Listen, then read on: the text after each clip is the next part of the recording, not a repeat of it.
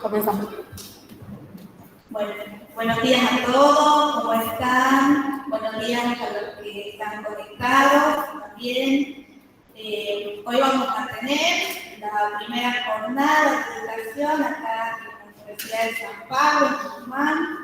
Queremos darles la bienvenida, agradecerles también por estar este día tan importante para nosotros, en donde vamos a estar hablando sobre distintos ejes que tienen que ver con la educación.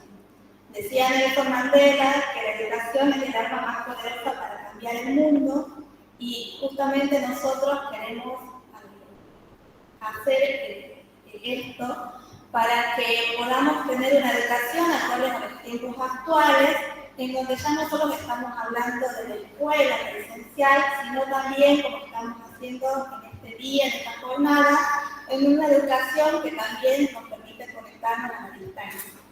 Tenemos inscritos en muchas provincias, no solo en Tucumán, sino en Santiago, Santa Fe, Buenos Aires, Catamarca, Corrientes, Jujuy.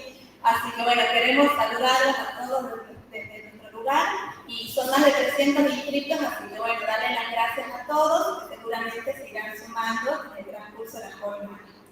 Bueno, acá voy a presentar al señor rector de la Universidad de San Pablo, al doctor Ramiro Albarracín, quien nos va a dedicar unas palabras. Bueno, muchas gracias a los que se encuentran presentes, las que se encuentran presentes, hay un solo caballero, y a todos los que están conectados a través de la virtualidad. Bueno, para nosotros ha sido realmente muy importante la transición que se ha producido por efecto de la pandemia. Nosotros, cuando recién comenzó la pandemia, estábamos empezando a armar nuestro instituto a distancia, lo íbamos armando como muy lentamente, con mucha prudencia, y la pandemia nos golpeó en la cara y tuvimos que armarlo en 2 meses. Y poner todo lo que es la presencialidad, que era nuestro orgullo como universidad privada, basado sobre todo en un seguimiento individualizado de los estudiantes, y con poca masividad, y de repente tuvimos que pasar todo a la virtualidad. Bueno, fue un aprendizaje duro para muchos, algunos no sabíamos ni siquiera usar las herramientas mínimas. Hoy en día tampoco se nos maravilla, pero de todas maneras las manejamos y las hemos aprendido a usar para la docencia. Es todo un debate todavía si realmente la virtualidad permite dictar todo, si todo es posible de ser subsumido en una educación a distancia o no, si tiene que ser de alguna manera mixta o no. Bueno, creo que estos ámbitos en los que estamos hoy día es un lugar precisamente para empezar a conversar o seguir conversando esas cuestiones.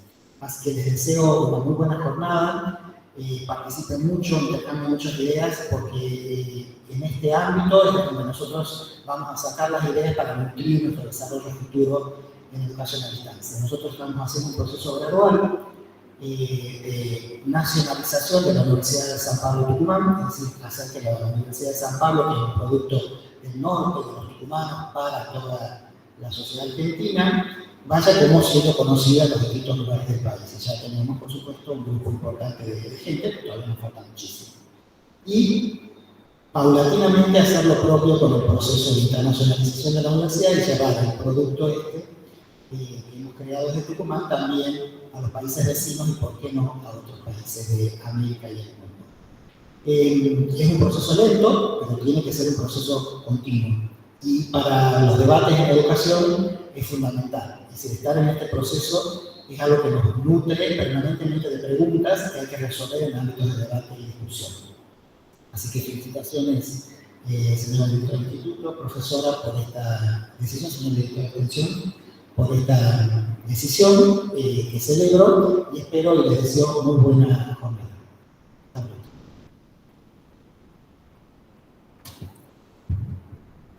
Bueno, muchas gracias y a continuación también nos va a dedicar unas palabras la licenciada Martina Pedraza, quien es directora del Instituto de Educación a Distancia.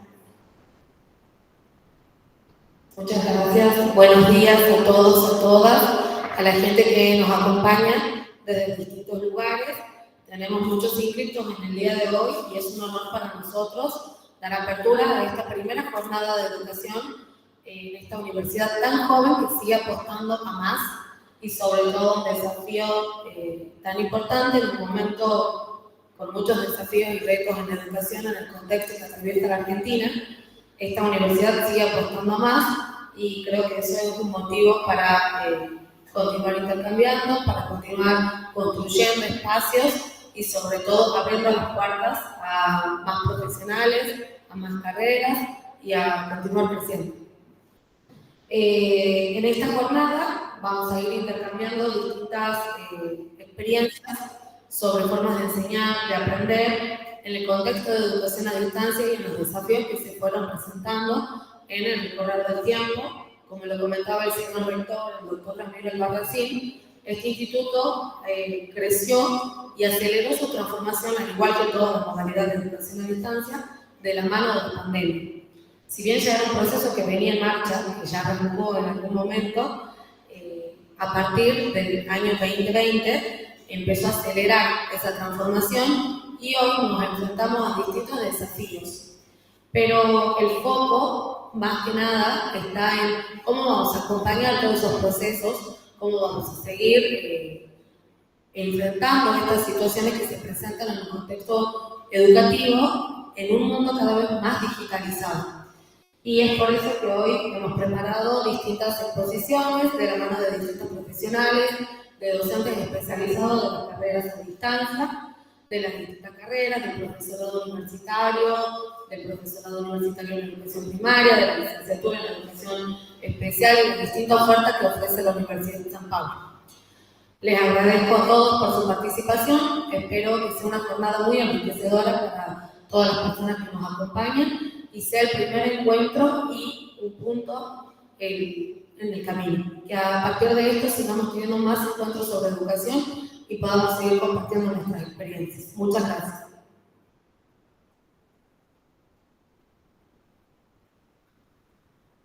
Bueno, muchas gracias por sus palabras, señores directivos. Y vamos a empezar entonces con la primera ponencia de las profesoras Fátima Montiero y Gabriela Kovacevic.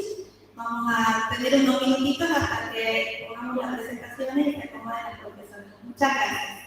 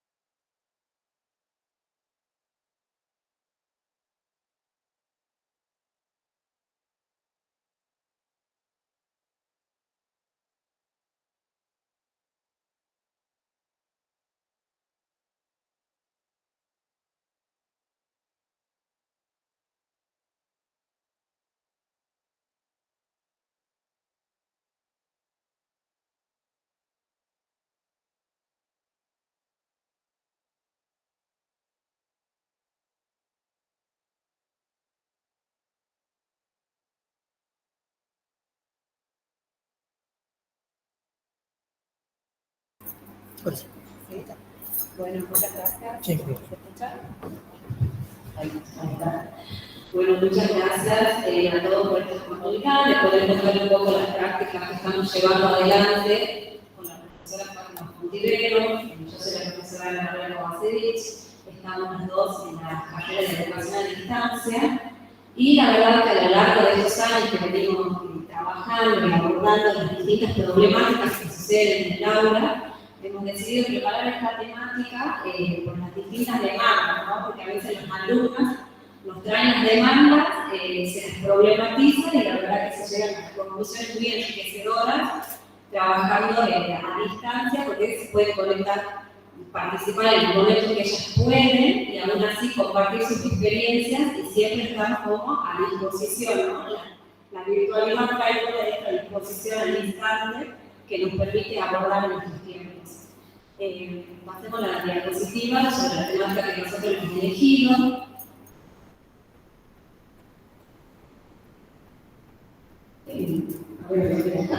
Bueno, pensamos que equipar a los docentes para abordar situaciones desafiantes en el aula es fundamental para garantizar un ambiente de aprendizaje óptimo y el desarrollo integral de los estudiantes, ya que pueden prevenir y resolver situaciones de manera más efectiva, creando un clima de respeto y de colaboración.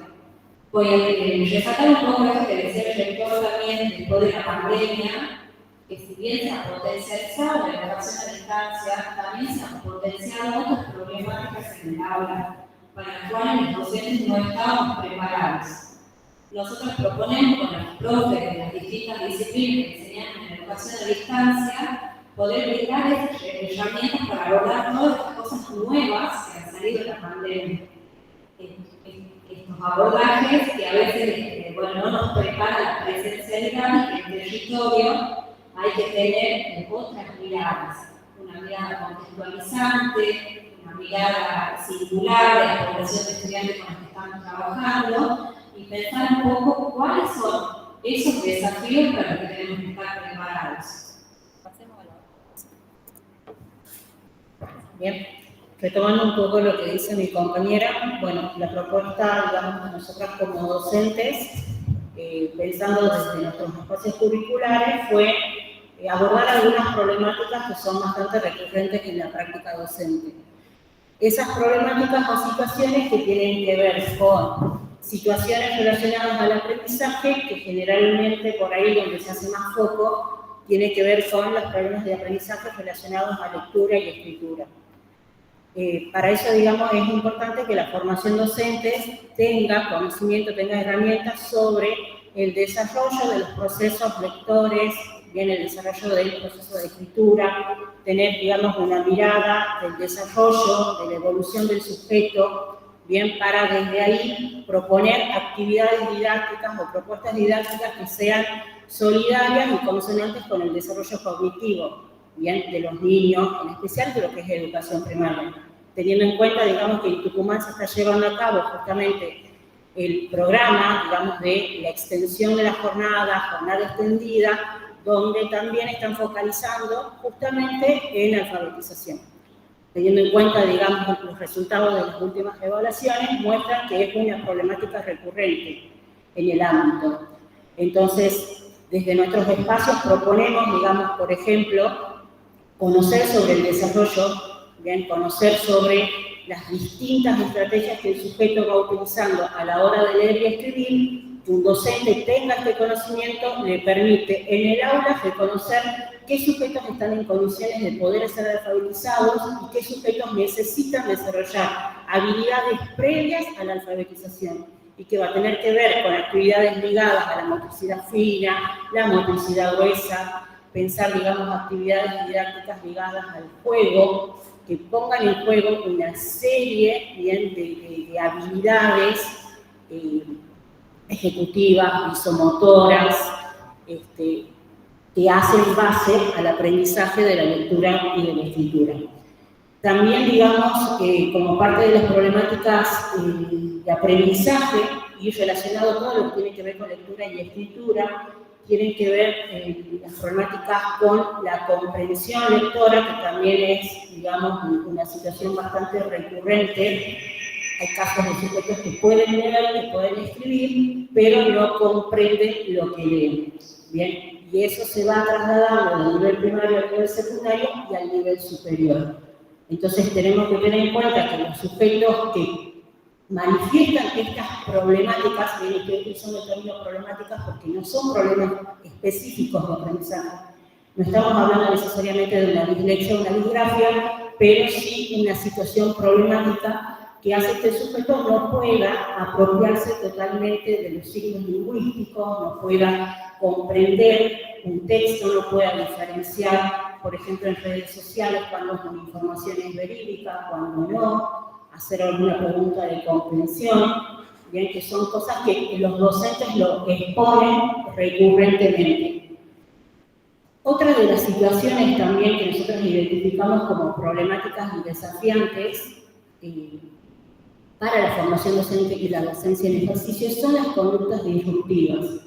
Bien, conductas que tienen que ver con falta de control de los impulsos, bien, situaciones, digamos, donde los niños, bien, acá Silvia contó un poquito, digamos, de lo que es mi experiencia también como docente, que estoy a cargo de prácticas en otra carrera, que hay alumnos acá de la carrera de psicopedagogía, que tenemos un convenio justamente con la profe Gabriela Kovacevic, donde están llevando a cabo las prácticas en el hogar Goretti y en el hogar Belgrano, donde, digamos, también nuestras alumnas tienen la particularidad que son docentes, entonces todo esto a nosotros nos sirve para poder escuchar, como decía Gaby, las demandas que tiene la formación docente y qué hace un docente cuando tiene en el aula un niño que no puede seguir una consigna, que no puede socializar con sus compañeros porque viene de una audiencia, ¿bien? O un niño que acaba de ser sacado de su casa y ser institucionalizado. Es decir, cómo responder desde lo áulico a esas situaciones que rebasan la cognición del sujeto, que lo ponen en una situación difícil de aprender y que afecta el desarrollo de las habilidades sociales.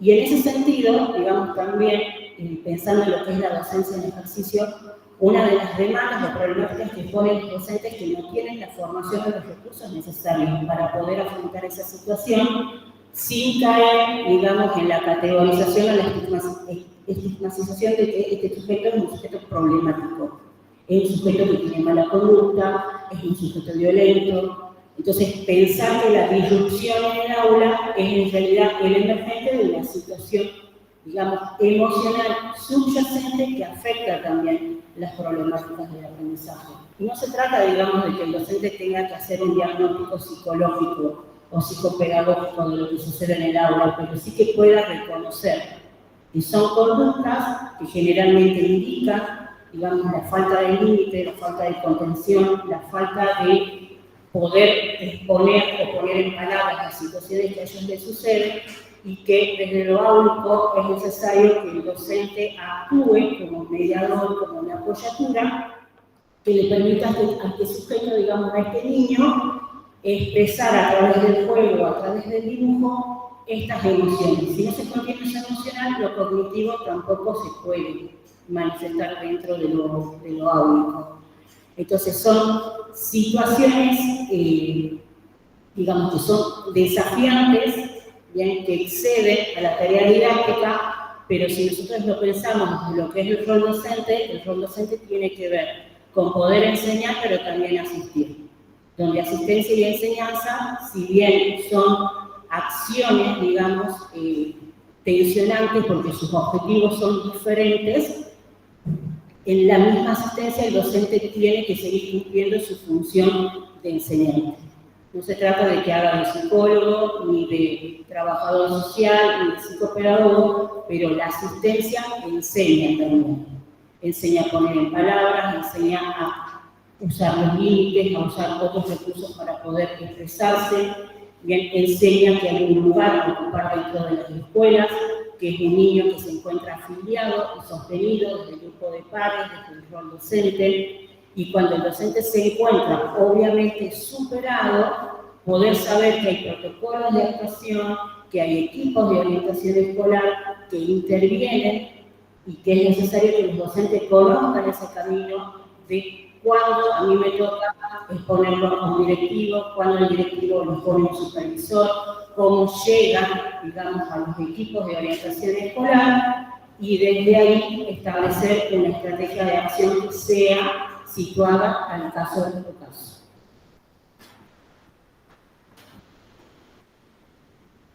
Bueno, respecto a todo esto que fue aquí la profesora Fati, a nosotras las dos nos gusta mucho ponernos a nuestras alumnas en situación. Entonces, a través de la virtualidad, como tenemos alumnas en varias provincias, con distintas experiencias, nos gusta poner en situaciones que puedan traer eso que necesitan resolver en el aula y qué herramientas podemos utilizar. ¿Cuándo llamamos a Leo? ¿Por qué lo necesitamos? ¿Por qué este alumno puede tener esta conducta? ¿Por están en la provincia, en la otra punta de la Argentina, tener el mismo problema que tenemos acá nosotros en el norte?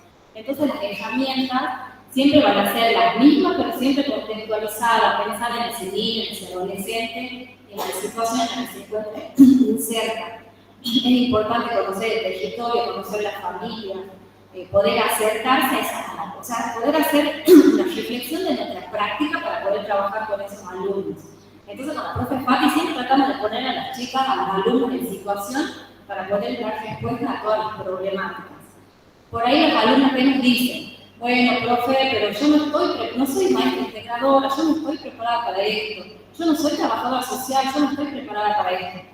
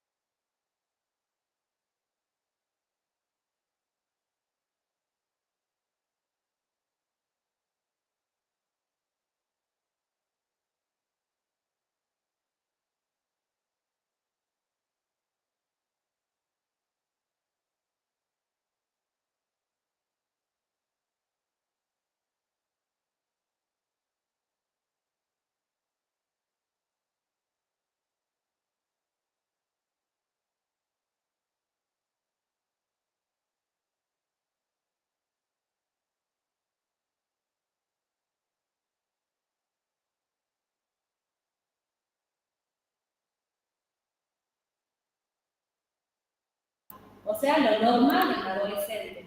Y a través de la virtualidad se le ha dado ese derecho de poder continuar su escolaridad y de vivir una adolescencia normal conectada con otros alumnos. Entonces pensemos en eso también que nos brinda la virtualidad y como docente, cómo poder facilitar esa herramienta. A veces las escuelas no tienen internet, entonces ¿cómo lo hacemos? Pensemos en una plataforma donde podemos volcar información, pero como docentes siempre tenemos que tener respuesta para las distintas problemáticas. No la tenemos a la respuesta, entonces buscamos los organismos de apoyo. ¿Sí? Estos organismos de apoyo como LEOE o como otras instituciones que nos puedan brindar un acompañamiento a esa problemática que se le está pudiendo manejar. Pero siempre pensando en que trabajamos con niños, que trabajamos con adolescentes, que son sujetos de derechos y que tenemos que dar respuesta a las distintas problemáticas. ¿Cómo mejorar el rendimiento académico de los alumnos? ¿Cómo fomentar la participación activa? ¿Cómo gestionar habilidades emocionales? La importancia de la intervención temprana y cómo fortalecer las buenas prácticas. En una de las distintas materias que estamos enseñando en carrera a distancia, por ejemplo, fomentamos mucho lo que es el ABP, el aprendizaje basado en proyectos. Entonces tratamos de que todas las alumnas que cuando se conectan vengan con esa idea de propuesta basada en proyectos para ver cómo podemos hacer que los alumnos investiguen el territorio, qué nos pueden traer desde su campo, desde su territorio, desde sus situaciones, qué nos pueden traer para que ellos puedan problematizar y buscar, investigar, porque se ha demostrado que en el aprender a hacer, los alumnos se involucran más que en el aprender leyendo, copiando, repitiendo. Entonces, en este aprender a hacer, que manifiesta el aprendizaje basado en proyectos, que lo implementamos mucho aquí con la profe, en la materia de distancia, se generan como muy buenas ideas para el campo de la investigación de parte de los alumnos, para que lo investiguen ellos, ¿sí? ¿Cómo gestionar las habilidades emocionales? Es más el campo de la profe Fati, que hemos trabajado también en varios espacios, la importancia de la intervención temprana, porque cuando empezamos a trabajar, por ejemplo, en los profesorados que están insertos con la educación secundaria, no esperemos hasta que lleguen al quinto o a sexto o al ciclo orientado para hacer una intervención temprana. Empecemos detectando las problemáticas que están en el primer año para poder ayudar a ese alumno que complemente ambos ciclos, el básico y el orientado, de manera exitosa. Y cómo fortalecer las buenas prácticas, un poco el objetivo también que tenemos en la educación a distancia, ¿sí? Reflexionar sobre las prácticas mismas, sobre cómo hacer buenos aportes a la virtualidad para brindar herramientas que realmente sean potenciadoras de aprendizaje, que el aprendizaje sea significativo. Y eso se lo hace compartiendo las experiencias, empatizando con el otro docente, cómo has manejado esta situación con este alumno, cómo podemos aportar para enriquecer, llamamos a los padres, llamamos al equipo, siempre reflexionando sobre cómo estamos haciendo este trabajo docente, que es una tarea compleja día a día y que siempre se presentan nuevos desafíos en el campo, ¿no? en el campo docente. ¿Bien?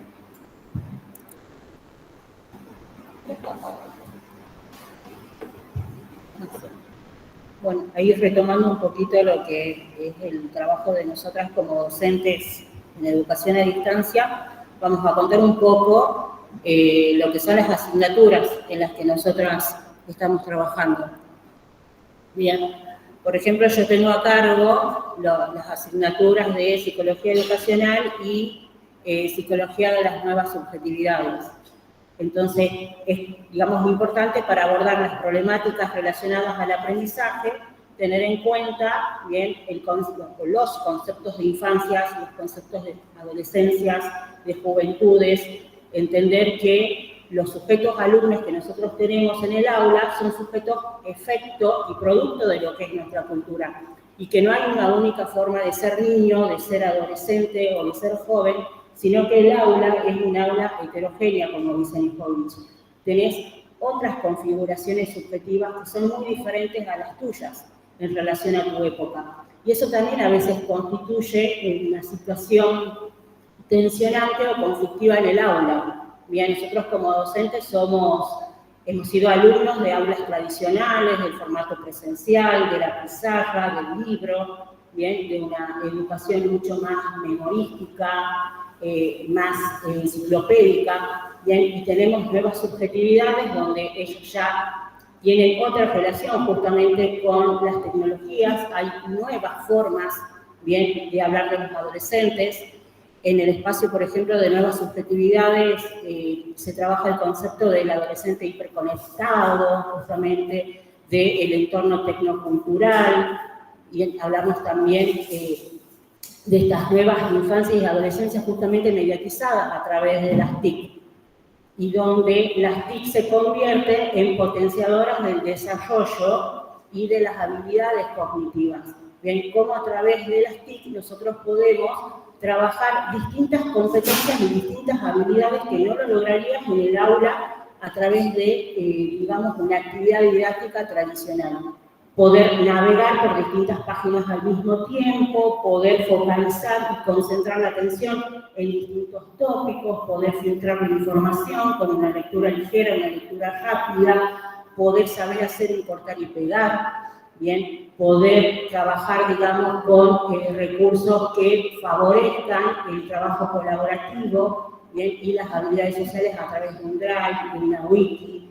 Bien, usar las redes sociales también como formas, bien, de evaluar a través del desarrollo, por ejemplo, de algún Reels, que puedan, digamos, construir alguna imagen con alguna frase que sintetice algún aprendizaje que se considera fundamental en el aula, más cuando trabajas contenidos transversales relacionados a, qué sé yo, educación ambiental, educación para la paz, de educación sexual integral y distintas, digamos, contenidos que por ahí son muy movilizantes para estas nuevas subjetividades y que vos podés potenciarlas justamente a través del aula.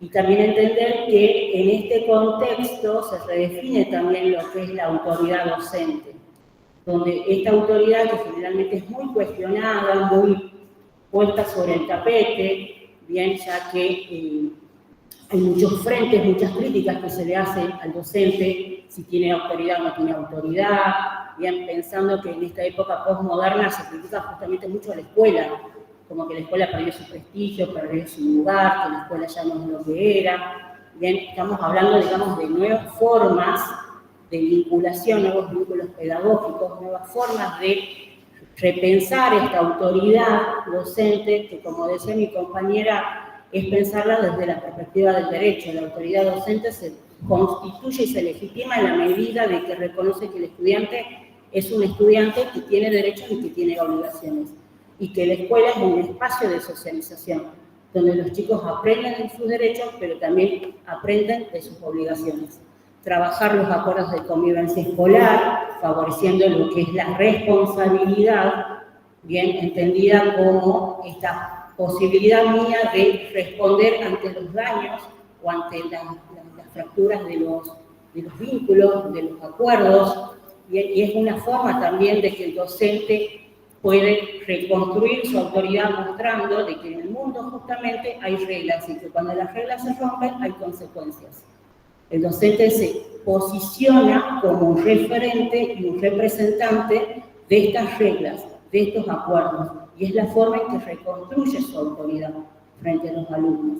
Y eso me parece, digamos, que en los contextos en los que nosotros estamos viviendo y teniendo en cuenta las problemáticas de la infancia y la adolescencia, es fundamental repensar el rol del docente como tutor, como un andamio, como un acompañante y como un orientador. Desde asignaturas, por ejemplo, como psicología educacional, este año ya introducí, digamos, por ejemplo, el aporte de la teoría de las inteligencias múltiples, teniendo en cuenta que en el aula el docente tiene alumnos en integración y que más allá, bien, de la problemática ligada al coeficiente intelectual, hay otros tipos de inteligencia que el docente puede apelar en el aula relacionado a inteligencia interpersonal, la inteligencia emocional, la inteligencia artística, la inteligencia espacial, es decir, no concentrarnos solamente en lo que el alumno no puede, sino también reconocer que hay otras formas de inteligencia y que desde lo didáctico hay muchas recomendaciones y muchas actividades que se pueden hacer y que a través de la enseñanza, como decía Vygotsky, vas promocionando lo que es el desarrollo de estos sujetos. También se trabaja mucho desde el enfoque, obviamente, de lo que son las neurociencias, bien, entendiendo que en el aprendizaje, obviamente, hay factores biológicos, factores del sistema nervioso central, bien, donde es importante que el docente tenga en cuenta que no es lo mismo un alumno que viene dormido de la casa, que viene bien comido, que viene bien descansado, que viene bien nutrido, de aquel chico que trabaja en la calle, que duerme poco, que se te lo duerme en el aula, bien, y que quizás la escuela es el único lugar donde puede comer, no es el mismo rendimiento, no es el mismo desarrollo, por ende estamos hablando de la misma modalidad de aprendizaje. Y que un docente también tiene que conocer un poco lo que son los procesos biológicos del aprendizaje. Bien, entendiendo que el aprendizaje hay cuestiones cognitivas, hay cuestiones madurativas, hay cuestiones sociales, entonces se trata de brindar una formación lo más heterogénea desde las teorías del aprendizaje y desde lo que son, obviamente, las demandas, desde lo áurico justamente para poder responder a estas problemáticas. Y como decía también mi compañera, el tema de lo que fue la pandemia, de lo que fue la innovación de los recursos tecnológicos, también tener en cuenta o repensar lo que es el vínculo pedagógico a través de lo virtual, bien, también como decía el rector al comienzo, todo lo que es educación a distancia, el aprendizaje en entornos virtuales suele ser, digamos, temáticas bastante complejas de abordar porque te invitan a repensar el vínculo, bien, que si realmente hay vínculo pedagógico cuando no hay encuentro en la presencialidad, cuando no se comparte tiempo y espacio, cuando los cuerpos no interactúan. Entonces también se abordan, digamos, teorías que hacen repensar este vínculo a partir de otro tipo de señales que te permiten reconocer si hay vinculación a través de las tecnologías y a través de las propuestas didácticas. Bueno, siempre tratamos de articular con los profes todas estas materias para que sea significativo el aprendizaje en el momento de que los alumnas y los alumnos tengan que llevar a cabo sus propuestas.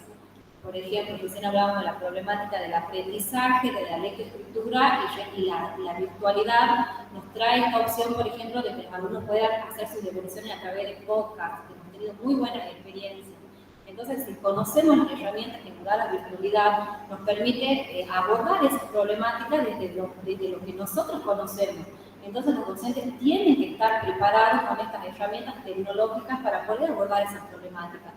Otra de las materias también con las que nos involucramos, con las que siempre trabajamos con los proyectos de educación sexual integral, es una materia transversal en todo el Ministerio de Educación, o sea, en todos los niveles educativos, y nosotros desde los ciclos de complementación curricular tratamos de que sea una materia donde los docentes puedan hacer propuestas que sean significativas para llevar a todos los niveles, ¿sí? Porque es transversal y tiene que estar presente en los diseños curriculares.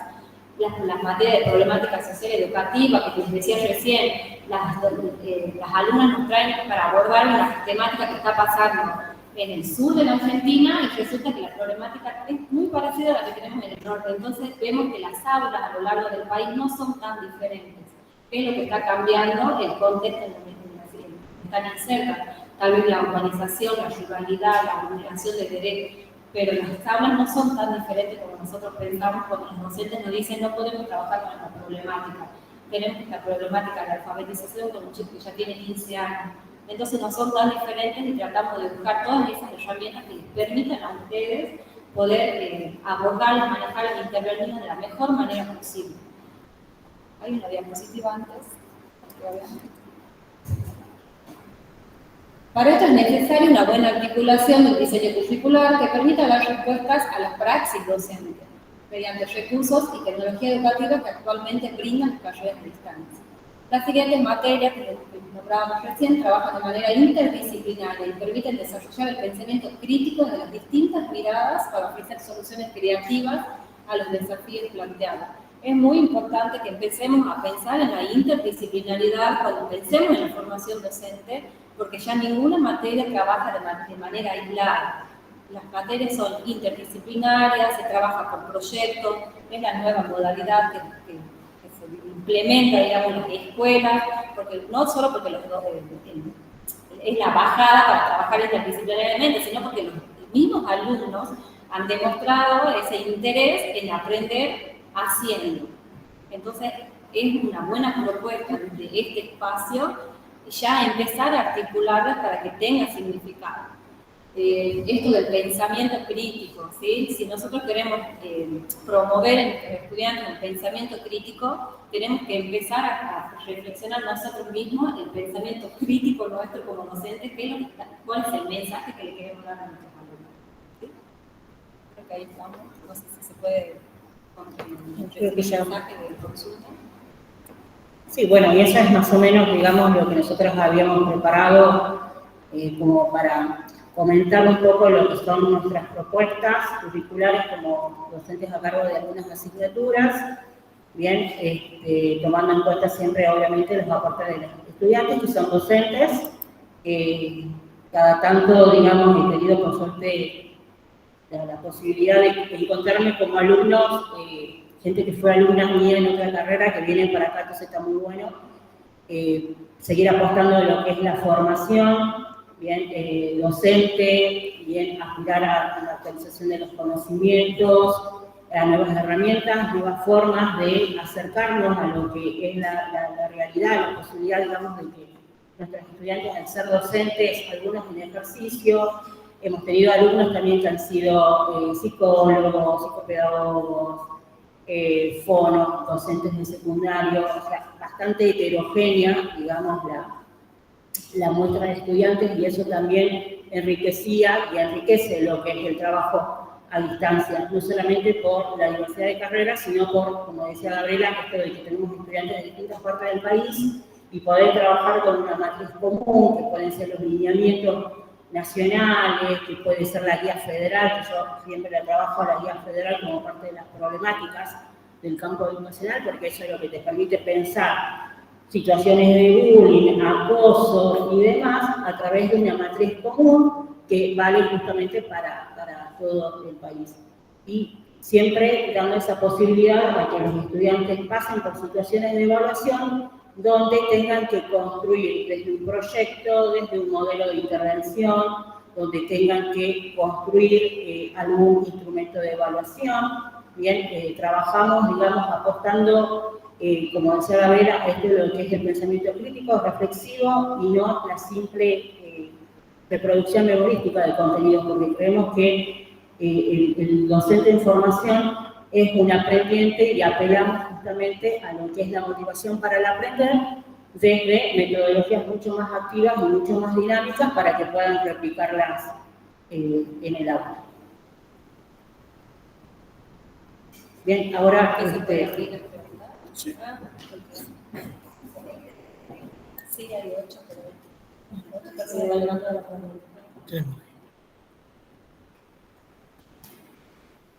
A ver, abrimos espacio a las preguntas, comentarios.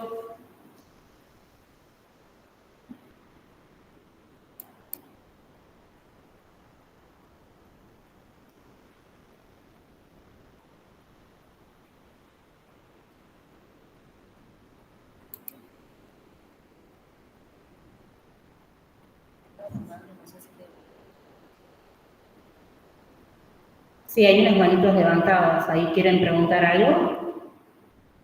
Varios manitos. O capaz que estaban saludando.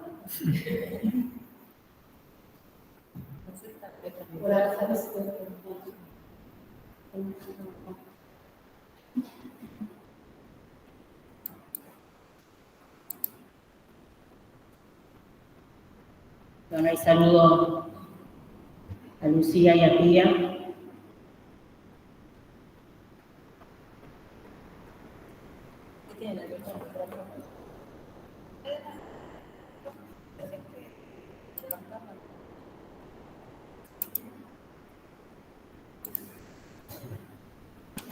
O pueden escribir también las preguntas. Deshabilitado para el...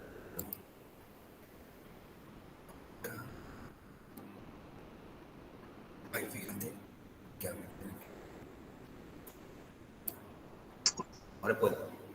Bueno, ahora tienen habilitado el micrófono por si quieren hacer alguna pregunta, algún comentario.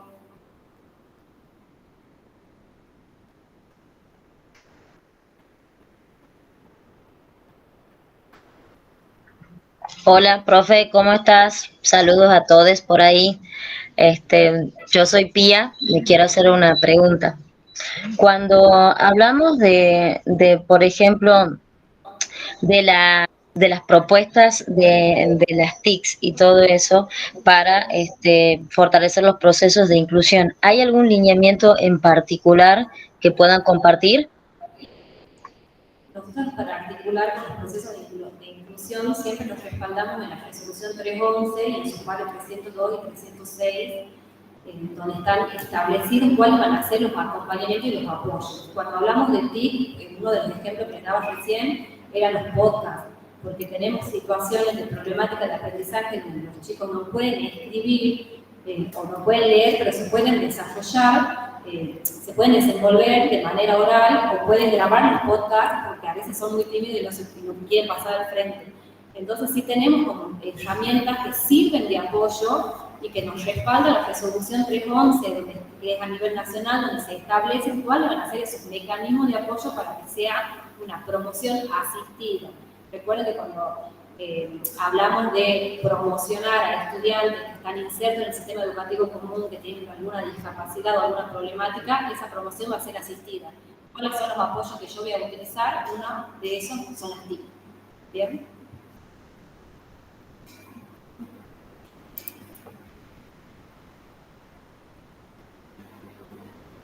Acá habla si la transversalidad se aplica en la educación universitaria, que no sean puntualmente materias del mismo campo. Bien, esto tiene que, por ejemplo, yo tengo doble titulación, soy psicóloga y soy pedagoga. Entonces, lo que hice este año fue, por ejemplo, unificar el parcial de ámbitos e instituciones educativas para las infancias junto con prácticas de evaluación. Entonces, tenés ámbitos que tiene un costado psicológico bastante importante para pensar lo que es el concepto de institución, organización, las tramas fantasmáticas, las representaciones, cómo esto forma parte del ideario y la subjetividad docente del alumno para pensar lo que es el vínculo, relacionado, por ejemplo, con prácticas de evaluación que ya tiene un linaje mucho más didáctico. Entonces ahí esa transversalidad y esa interdisciplinariedad también está pensada desde distintos espacios curriculares que sean de campos distintos, psicología y pedagogía, digamos, por el otro. No sé si más o menos, profesor José, te contesto ahí la pregunta.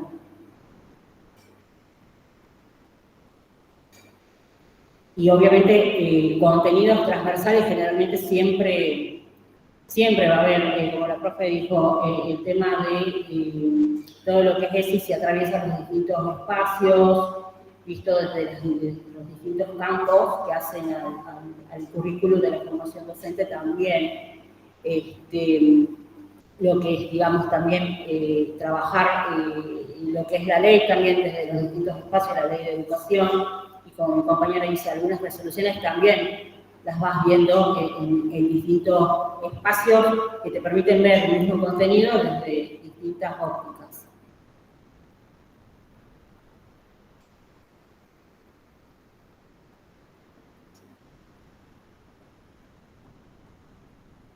¿Sí? ¿Alguien más quiere preguntar algo?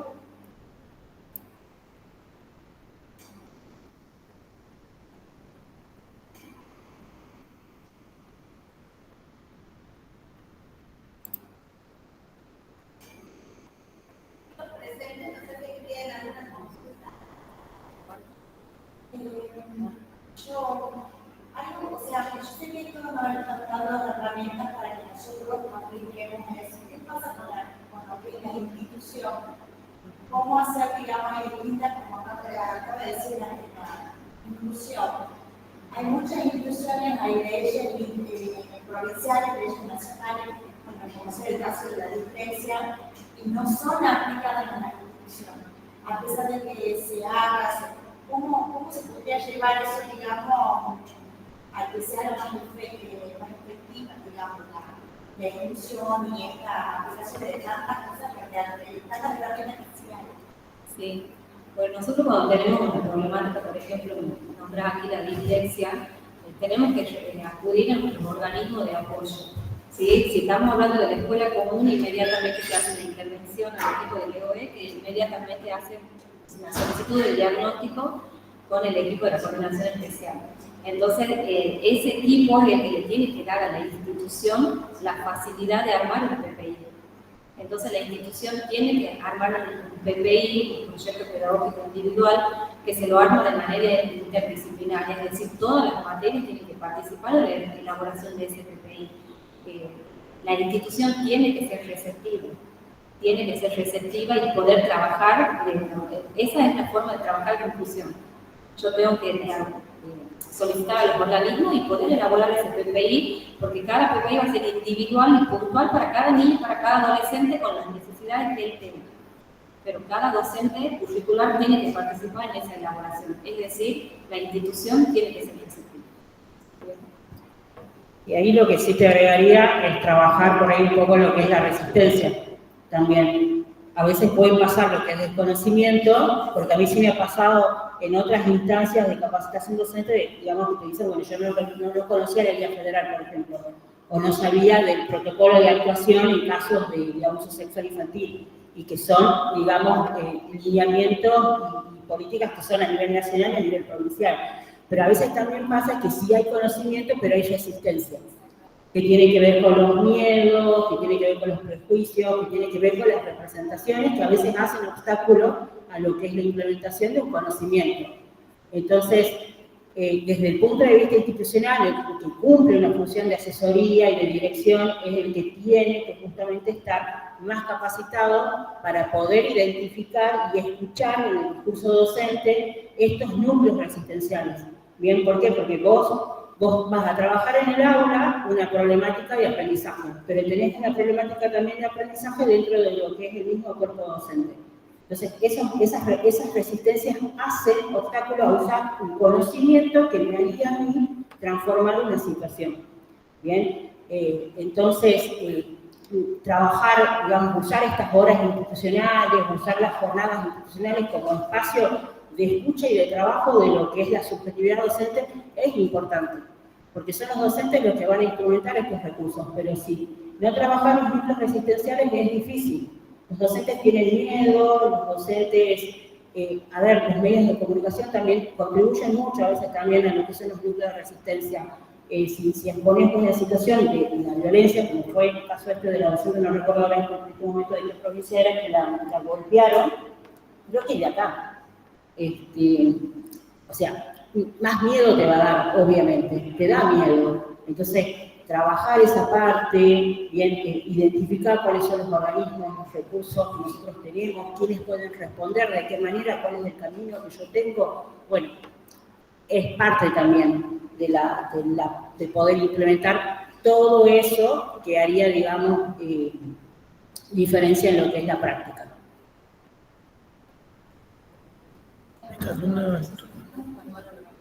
Bien. Giselle Grau, ¿puede ser? Sí. Sí. Perdón, que no veo también. ¿Levantaste la mano? ¿Querés preguntar algo o comentar? Miriam también tiene levantada la mano. Mónica. Jardín Municipal. Flavia Suárez.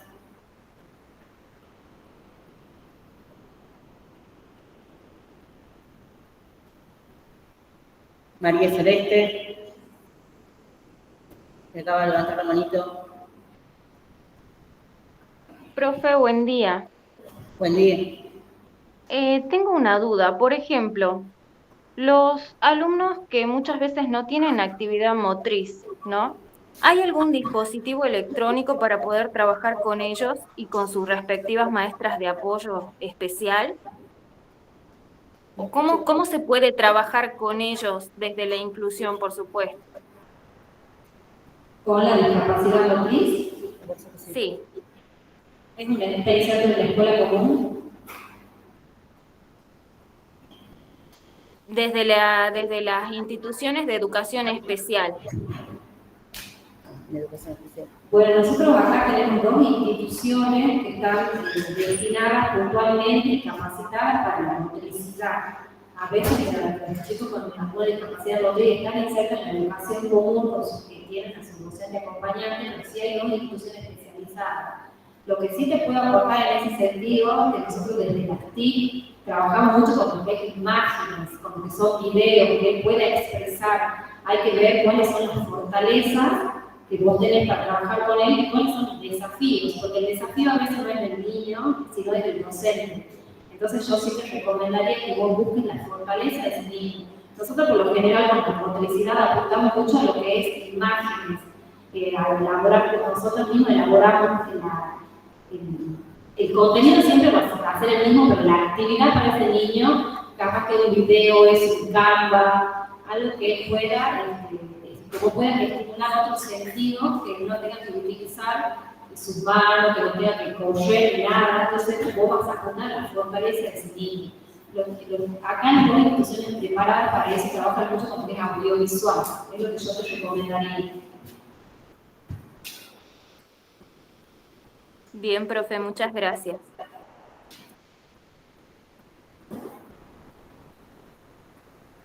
Bueno, hay varios manitos levantados, no sé si alguien quiere...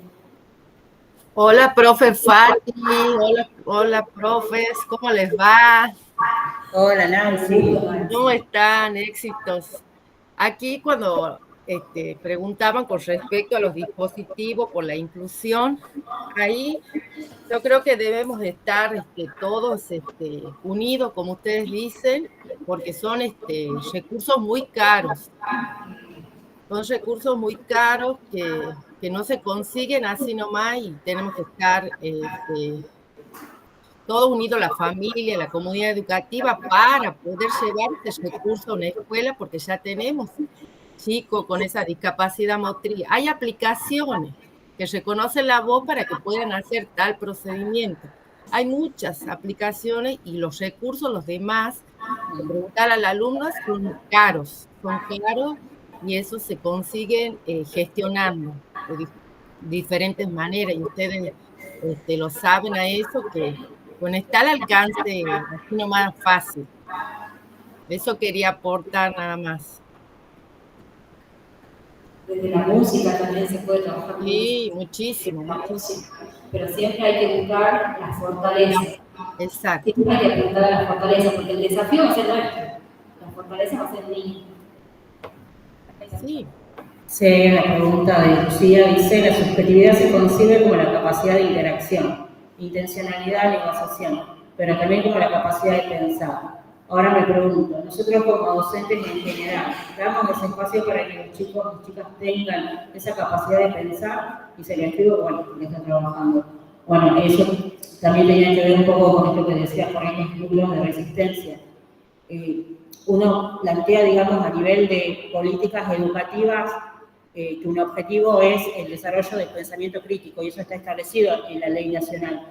Pero el pensamiento crítico no puede ser puesto como una formulación en lo que es la planificación, sino que es un ejercicio que es diario, es constante y que se consiga a largo plazo a través de distintas actividades donde el sujeto tenga esta capacidad de disentir, de decir no estoy de acuerdo, no me parece, entiendo lo que me decís, entiendo lo que dice el autor, pero yo tengo otro punto de vista porque lo leí en otro lado de otra manera. Entonces, a esto apuntaba yo también un poco cuando hablaba de las nuevas subjetividades. Bien, estos nuevos adolescentes, como dice Luciana Lutero, son adolescentes que están bastante plantados en la vida, que no son estos que están en la edad del pavo, como dice él, sino que tienen mucha actividad cognitiva, mucha actividad simbólica, entonces tienen la condición para trabajar lo que es la reflexión, la crítica, la deconstrucción.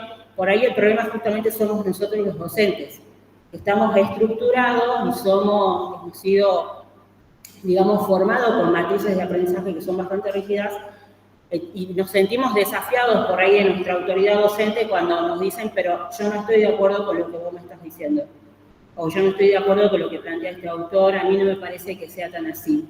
Bueno, ¿cómo responder ante esa situación sin que te sientas injuriado en tu autoridad? Y valorarlo como una manifestación o un indicador de ese pensamiento crítico y reflexivo en el estudiante. Y de que de esa diversidad se construye el conocimiento también, en una sociedad que es compleja, que es heterogénea, y que está marcada justamente por ahí por esta intolerancia al pensamiento diferente. Entonces sí es como un ejercicio también diario y que tiene que empezar desde el lado del docente como principal aprendiente para recién pretenderlo desde el lado de los estudiantes. No sé si te contesto ahí, Lucía.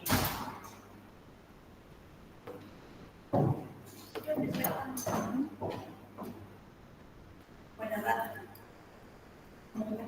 damos las gracias entonces a las profesoras, hermosa la disertación que han estado haciendo, y ya vamos a preparar a la disertación de la profe Carla Ávila, así continuamos con ella.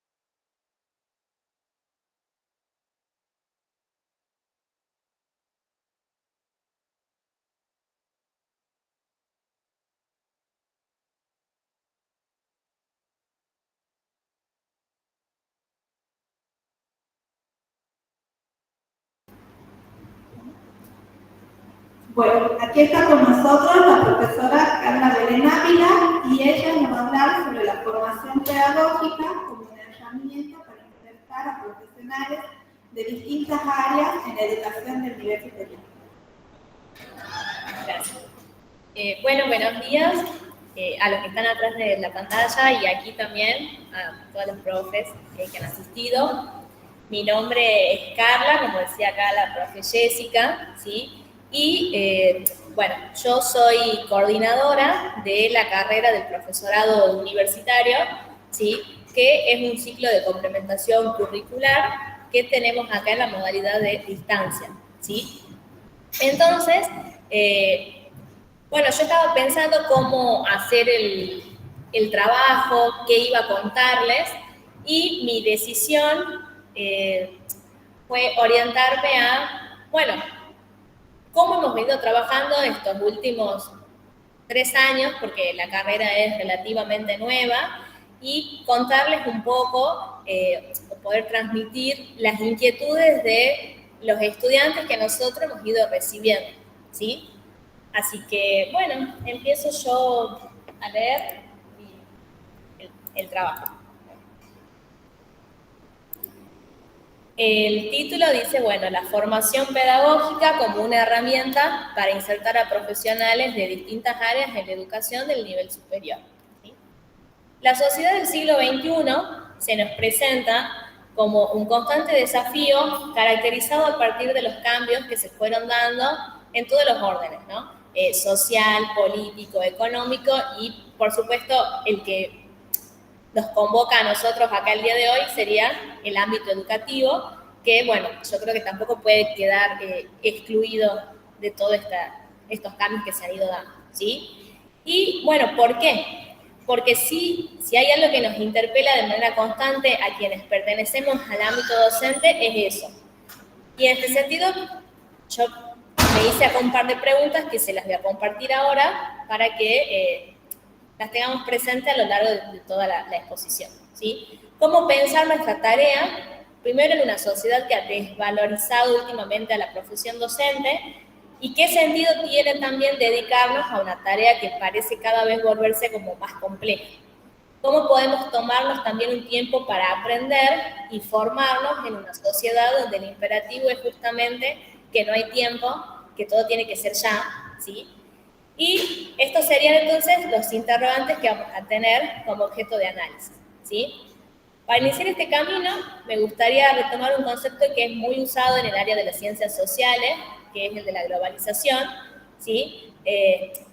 Porque nos va a permitir comprender quizás en mayor profundidad todas las complejidades que hay en la época actual, ¿sí? Un sociólogo, que quizás lo conocen, es Anthony Giddens, define la globalización como un proceso complejo de múltiples interrelaciones, dependencias e interdependencias, ¿sí? Entre unidades geográficas, políticas, económicas y culturales. Es decir, continentes, países, regiones, ciudades, localidades, comunidades y personas. Ahí está. Ahora bien, este fenómeno, que se caracteriza por la interdependencia y la comunicación entre las distintas sociedades, aún con los riesgos y las críticas que obviamente podríamos hacer, tiene unos aspectos que son sumamente positivos y serían en los que yo intentaría ahora como detener, ¿sí? Ya que gracias al desarrollo tecnológico y a la posibilidad de todo lo que hemos mencionado anteriormente, como las distintas alternativas que hay en la comunicación, estas pueden representarnos un sinfín de posibilidades para el desarrollo social e individual también. Y todo esto se nos presentan como herramientas de las cuales disponemos entonces en mayor o menor medida para hacer más placentera nuestra vida y adquirir nuevos niveles de confort y de bienestar. Del mismo modo, el desarrollo tecnológico nos permite ser más flexibles con nuestros tiempos, nos da mayor libertad y de ese modo representa una forma de ayuda para cumplir sueños y objetivos, ¿sí? Que en otro tiempo sencillamente no hubiesen sido posibles. Ya van a entender a ¿A qué me refiero con el testimonio después de las chicas de la carrera? ¿Sí? Ahora bien, pensemos esto desde la variable que más llama nuestra atención y que es la educación. Hace no mucho tiempo, quizás ni 100 años atrás, no era posible que todos puedan en Argentina acceder a la educación en el nivel superior universitario. De hecho, si esto sucedía, en muchos casos se limitaba al estudio de una carrera y un título, que permitía ejercer y adquirir un trabajo estable. Pero ahí aparece otra pregunta y es ¿qué lugar quedaban en esos tiempos para el desarrollo personal y los sueños o metas de cada uno? Y de antemano la respuesta no debería sorprendernos porque o bien no había tal lugar o si lo había, en muchos casos ese desarrollo y sueño personal quedaba en un segundo plano por la imposibilidad desde aspectos económicos, laborales y familiares. Sin embargo, en los últimos años, la educación ha sufrido numerosos avances y hemos encontrado en algunos aspectos como la virtualidad, la oportunidad para hacer aquello que hasta hace unos años no nos era ni siquiera imaginado. Y en este sentido es interesante retomar los testimonios de algunas de las alumnas de nuestra carrera, del profesorado universitario, con orientación en título base, por lo cual vamos a ocuparnos de esto en los próximos días. Nuestra carrera es relativamente nueva, como les comentaba, contamos recién con solo 3 años, ¿sí? En la Universidad San Pablo T, y la misma se encuentra dentro de la oferta de educación a distancia que nosotros tenemos. El primer detalle que llamó mi atención como coordinadora tiene que ver con el hecho de que los estudiantes, si bien son de distintas edades, en su mayoría son personas adultas que trabajan hace mínimo 10 años en sus respectivas áreas. Y aún siendo docentes, en algunos casos, quieren seguir estudiando y formándose en la docencia, pese a las complicaciones que supone en muchos casos la combinación de la vida laboral con las ganas de seguir estudiando. Al respecto, muchos de ellos destacan en sus testimonios que la virtualidad se volvió un factor decisivo al momento de elegir la universidad. Si bien la oferta educativa acerca de la formación pedagógica es variada en nuestro país, es cierto que en muchos casos exige una presencialidad mínima en la provincia en la que esté la universidad o combina el requisito de presencialidad y virtualidad. Pero en nuestra casa de altos estudios esto no sucede ya que la carrera se ofrece 100% a distancia en su cursado y sí tiene la exigencia de la presencialidad en una asignatura que es la de observaciones y prácticas, pero en la ciudad de cada alumno. Entonces, de esto se desprende que la virtualidad se volvió como un factor determinante al momento de tomar la decisión para continuar sus estudios, para aquellos que trabajaban y que tenían dificultades para cursar de la manera tradicional, ¿sí? Como se puede apreciar, la educación a distancia es un modelo educativo que le permite a los estudiantes aprender sin necesidad de estar físicamente en el aula y usando distintas herramientas como el aula virtual, los textos en línea, las clases grabadas. Y los estudiantes encuentran en ese sistema entonces una gran oportunidad que se flexibiliza según sus necesidades. Y este enfoque les permite acceder a materiales de estudio, participar de actividades en cualquier lugar, como por ejemplo esta, ¿no?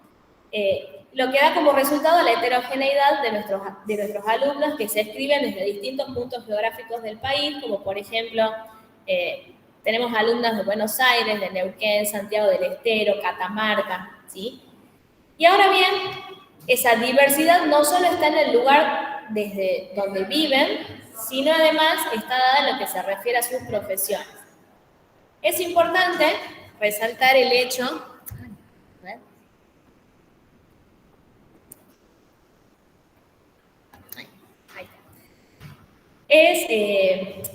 importante resaltar el hecho de que en nuestra carrera, al ser un ciclo de complementación curricular, todos aquellos que se inscriben deben contar previamente con un título de grado.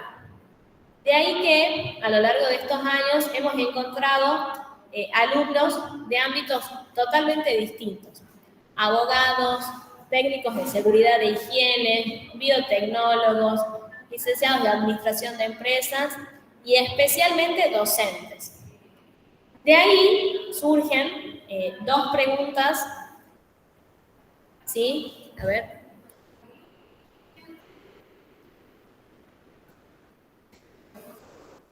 De ahí surgen dos preguntas. La primera es, que eran preguntas que yo me hacía como coordinadora cada vez que hablaba con los chicos en las reuniones, de que ¿por qué con vidas que ya están estructuradas en torno a un trabajo deciden seguir formándose en la docencia? Y la segunda, que es especialmente dirigida, en nuestro caso, a mujeres, porque todas eran mujeres, ¿sí? Que teniendo más de incluso 20 años en el aula, de distintos niveles educativos, y en algunos casos próximas a jubilarse, ¿qué es lo que las ha motivado a seguir formándose en la profesión? Y sin duda las respuestas no los sorprenderán. En cuanto a la primera pregunta, contra todo pronóstico y en un tiempo caracterizado por la practicidad, la aceleración y la desvalorización educativa, ellos quieren y eligen legítimamente formarse para ser docentes en el nivel universitario, ¿sí? Y en la segunda se suma un componente que para mí era muy importante en los relatos de los alumnos, que tiene que ver con responder que era una tarea pendiente. En ese sentido, es una respuesta muy íntima de todos ellos, ¿sí? Y que en muchos casos nuestras alumnas que eran maestras, yo recuerdo me decían, queríamos ser algo más, como si no fuera suficiente con lo que ya eran, querían un título universitario porque se presentaba esto como una tarea pendiente y acá habían encontrado entonces la posibilidad, ¿no? Entonces yo me pregunto si es acaso nuestra carrera un lugar en donde encontrar la realización personal y si es un espacio también para alcanzar las metas pendientes y los deseos más íntimos. Estoy casi segura que sí. Si bien existe en nuestro país la desvalorización de esta profesión, todavía hay un porcentaje de personas que ven en ella la herramienta necesaria para el cambio sociopolítico que como nación tenemos pendiente.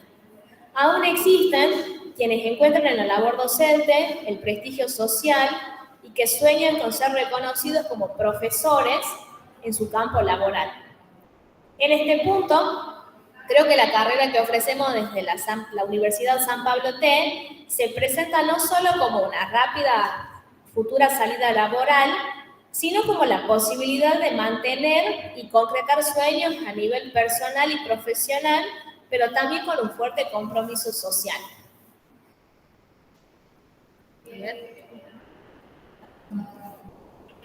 Ya que quienes cursan el profesorado universitario lo hacen buscando las herramientas para poder ejercer con responsabilidad y criticidad su rol como formadores en sus áreas de especialidad. Por esto es que como cuerpo docente de la carrera creemos que la misma podrá formar de manera integral a nuestros estudiantes, confiando en que ellos adquieran todos los saberes que les permitan diseñar, desarrollar y evaluar con criterio y sentido crítico prácticas de enseñanza y aprendizaje que sean innovadoras también en los distintos niveles y modalidades del sistema educativo. Además de generar y sostener proyectos educativos transversales, interdisciplinarios de investigación, con compromiso social y comunitario, para acompañar y sostener las trayectorias educativas, y finalmente idear y accionar alternativas para el abordaje, transformación y mejora de situaciones problemáticas, dentro o fuera de las aulas, ¿no? Si bien la educación está en una encrucijada actualmente, y esto creo yo que puede deberse a ideas, a prejuicios que se encuentran arraigados en la conciencia colectiva y perpetuados desde discursos políticos, siguen existiendo quienes deciden arriesgarse y avanzar en este camino y esta profesión. Lo cual, sin dudas, no me parece algo menor, porque el acto pedagógico encuentra en ellos una forma de resistencia y sigue siendo una apuesta por la auténtica libertad y prueba de que es una herramienta que permite la emancipación intelectual, las nuevas oportunidades y las ganas de transformar el mundo que habitamos. Como se escuchó decir en más de una ocasión, hoy optar por la educación es un acto de valentía Y nuestros alumnos son el vivo testimonio de que, como afirma Guillermina Tiramonti, la educación todavía importa en la Argentina.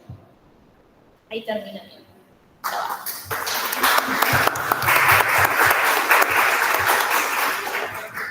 Bueno, muchas gracias a la profesora. No sé si es que alguien de los que está presente tiene alguna consulta.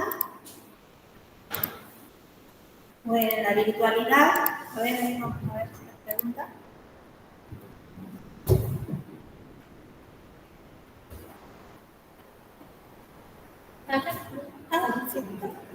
¿Qué tal? Yo, por Sí. ejemplo, teniendo un profesora, siendo que aquí, que hizo una capacitación, un profesora con el título de base, ahora recibiéndome de biotecnóloga, ¿vale ese certificado o tengo que hacer otra capacitación?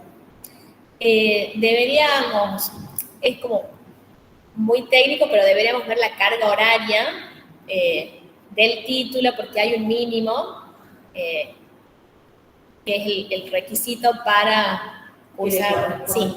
Sin Usted, importar los años de diferencia o... no, importa la carga horaria del título. Usted es profe de educación técnica, en concurrencia con el título de base que era de técnica química. Claro. Bueno, y ahora el recibido de tecnóloga, entonces, de saber si me corresponde la misma. Ah, sí, se ha recibido de biotecnóloga. Claro. Sí, cubre la... Cubre el mismo y ya es necesario hacer otra capacitación. No. Perfecto. Sí. Gracias. Yo no sé si esas manitos ya estaban levantadas o no. Flavia, Miriam, Valeria. Capaz que ya quedaron. Buen día. ¿Cómo están? Yo les quería hacer una consulta, porque varias veces la mandé por la plataforma de Instagram y no me pudieron responder. Yo soy maestra de educación especial, con el título de 4 años, porque tengo otros títulos previos, pero son de 3 años. ¿Yo podría hacer esta carrera? Sí, porque tenemos varias maestras que sí, están cursando. En ese caso, lo que siempre se pide es que ustedes presenten, bueno, el título que tienen, el analítico, se corroboran, como le decíamos acá, la carga horaria, y si se cumple con eso, perfectamente pueden cursar. Sí.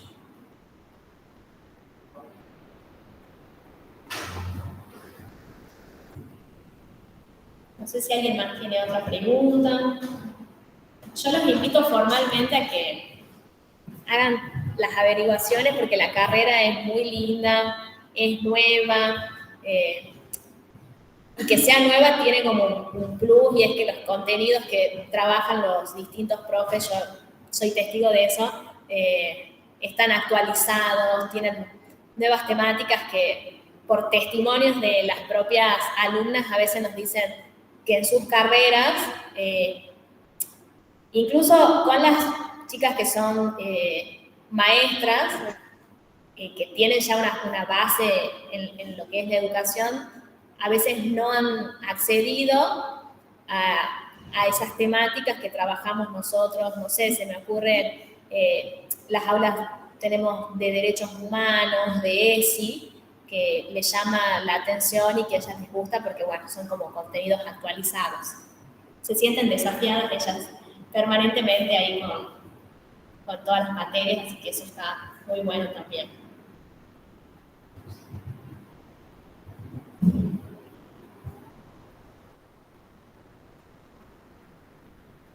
No sé si hay otra consulta o no.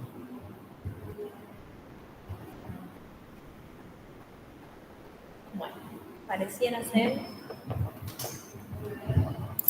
Bueno, y para agregar también a lo que dijo acá la profe, también acá en la universidad, para los que no saben, tenemos las carreras del profesorado de la licenciatura a nivel inicial, en nivel primario, profesorado de licenciatura en música, y al igual que el profesorado universitario, son carreras que son cortas, son a distancia, así que bueno, invitarlos a quien esté interesado a averiguar también, informarse, y bueno, con gusto de recibir.